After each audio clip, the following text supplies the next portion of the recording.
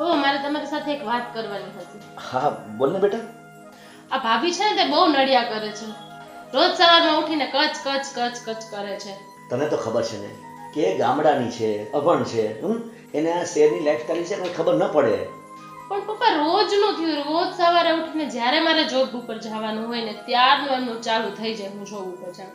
પછી અહીંયા ઘરેથી હું મારું મૂડ ખરાબ કરીને જાઉં, ઓફિસે એટલું કામ હોય તેના લીધે થોડુંક મૂડ ખરાબ થઈ જાય. પછી આખો દિવસ મારો બગડે છે, આખો દિવસ મારું મૂડ ઓફ હોય છે. બેટા તો આ બધું મનમાં ન લે ને, તારે એને લેટ ગો કરવાનું.